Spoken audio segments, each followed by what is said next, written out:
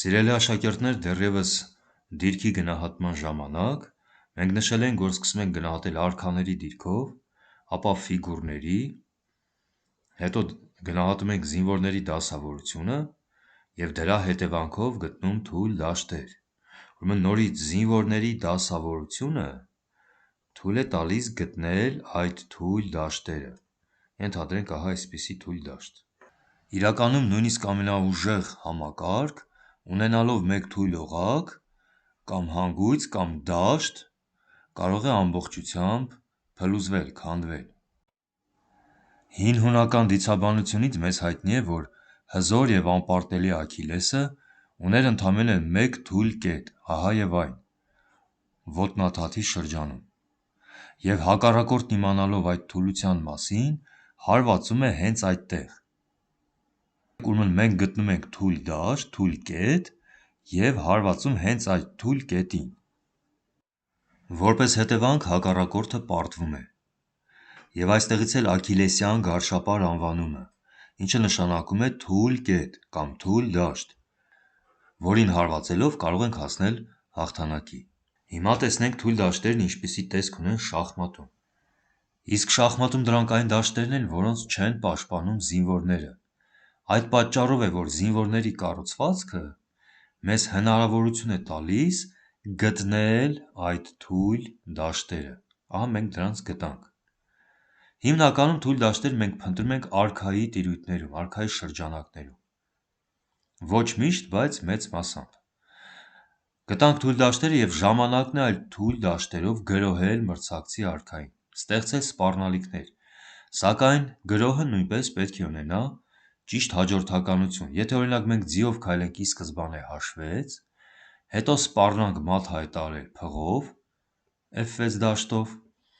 ապա մրցակիցը կունենա պաշտպանվելու ժամանակ։ Օրինակ կարող է F5 քայլից հետո հսկել F6 դաշտը, այժմ նավակը չի թողնում, տեսեք, եթե մենք փղով հայտարարենք շախ, նավակը իրեն կփոխի փղի հետ և սևերը դեռևս չեն պարտվի։ Այո, նավակ կորցրեցին, փոխեցին փղի հետ, բայց չեն պարտվել։ Բացի այդ, սևերը սույն սպառնալիքից կարող են պաշտպանվել հենց արքայով։ Արքա G7 և այլևս փիղ F6 շախից հետո հարվածեն մեր ձին։ Ուրեմն թույլ դաշտերը նույնպես պետք է մենք գտնենք գրոհելու ճիշտ հաջորդականությունը։ Եթե մենք ի սկզբանե փղով գրոհենք F6 դաշտից, մենք դա արեցինք սպառնալիքով, ուղիղ շախով։ Հիմա սևերը ժամանակ չունեն այլ խաղաքարերով խաղալ։ Այստեղ արքան պետք է դիմի փախուստի,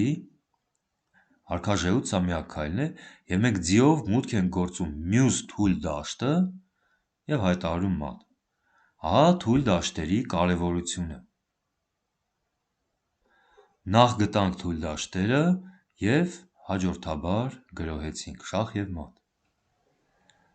Հետևյալ օրինակում նույնպես նշենք թույլ դաշտերը, այն դաշտերն են, որոնց չեն պաշտպանում զինվորները, և մենք ունենք մուտք դեպի այդ թույլ դաշտեր։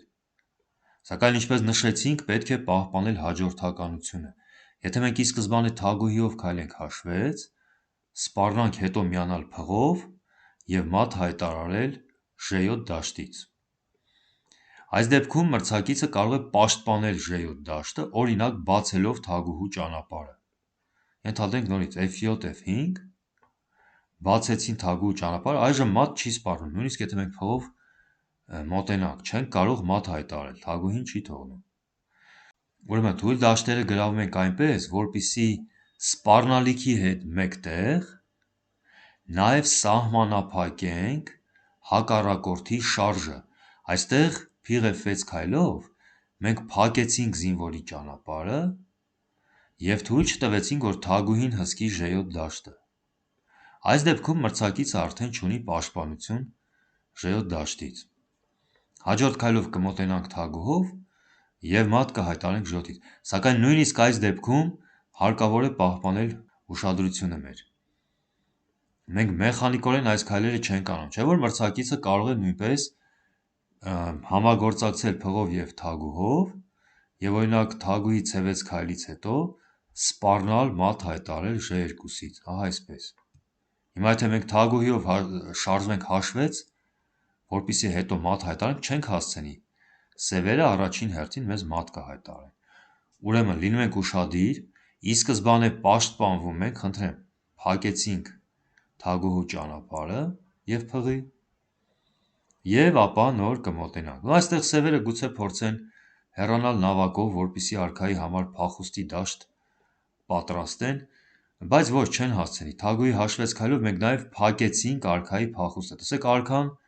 լիովին այստեղ փակված է։ Հաջորդ ցանկացած քայլով մենք մատ կհայտարարենք J7 դաշտից։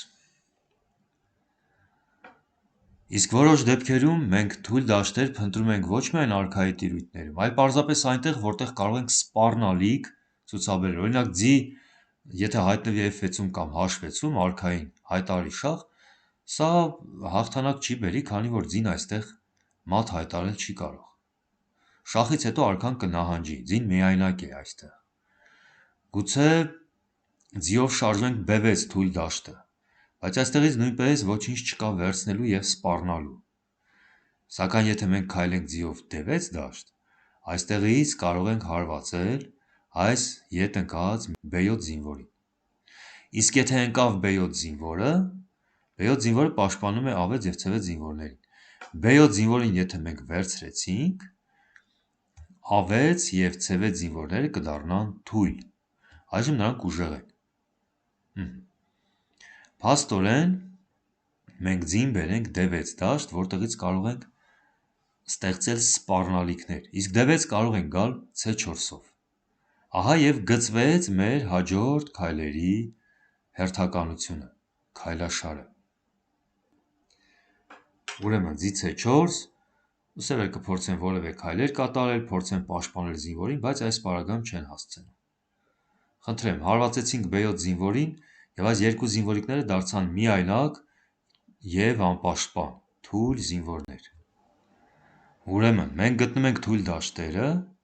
և այդ թույլ դաշտերով ստեղծում սպառնալիքներ հակառակորդին։ Եվ մենք հետևում ենք այն ճանապարհին,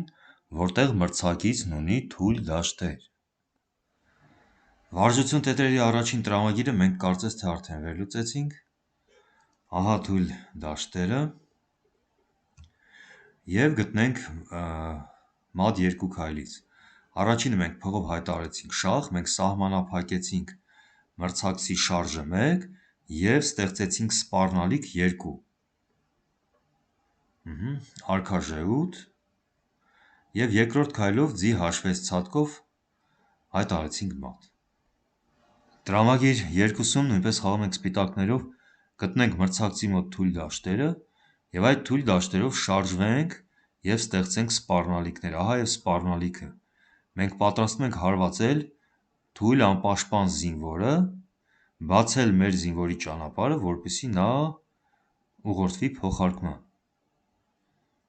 Առաջինը, խնդրեմ, գտանք թույլ դաշտերը և այդ թույլ դաշտերով շարժվում ենք։ Արքա F4, առաջին քայլ։ Տեսեք, սև արքան չի կարող մոտենալ, որովհետև այստեղ թույլ դաշտեր չկան։ Մեր զինվորները հսկում են բոլոր դաշտերը։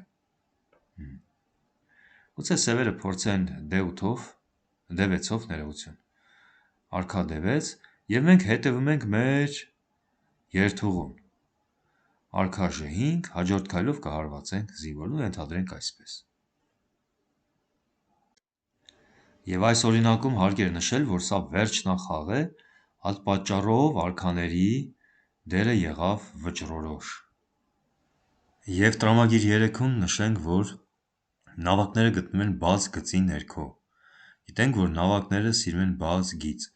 և այս գծի օրինակ C5 դաշտը համարվում է ուժեղ, այստեղ մրցակցի զինվորների հարվածներն են, սակայն C6 դաշտը համարվում է թույլ, զինվորներն այս դաշտը չեն պաշտպանում, և մենք կարող ենք այդտեղ ներխուժել։ Նավակ C6, հիմա եթե հարվածեն մեր նավակին, մենք կստեղծենք ամուր զինվորների այսպիսի երկար շղթա։ Նաև նշենք, որ նավակ C6 քայլը ինքը կրկնակի հարված է։ Նախ հարվածում ենք B6 զինվորին, ունենք 2 հարված, մինչդեռ սևերը ընդամենը 1 պաշտպանություն, և հարձակվել ենք D6 զինվորին, որը չունի պաշտպանություն։ Օրինակ, եթե սևերը պաշտպանեն B6 զինվորը, Նույնպես երկու ֆիգուրով մենք կվերցնենք D6 զինվորը, այսպես։ Իսկ գուցե նաև որպեսզի գիծը չտանք սևերին, նավակա 8B8, որպեսզի C ուղղաձիգը չտանք սևերին, մենք կրկնապատկենք մեր նավակները կրկնապատկված շատ անգամ ուժեղ են, և դա բաց գծի ներքո, տեսեք, նավակ A1-ը C1, այժմ 1, 2, 3 հարված ունենք մրցակցի վրա, և այս նավակը չի կարող որևէ փախուստի դիմել, ստիպված պետք է փոխել, ենթադրենք այսպես, և նորից մենք գիծը պահեցինք 1 և նորից սպառնում ենք հարվածել թե մեկ զինվորին, թե մյուս, ահա այսպիսի սպառնալիքներ, մինչ նոր հանդիպում։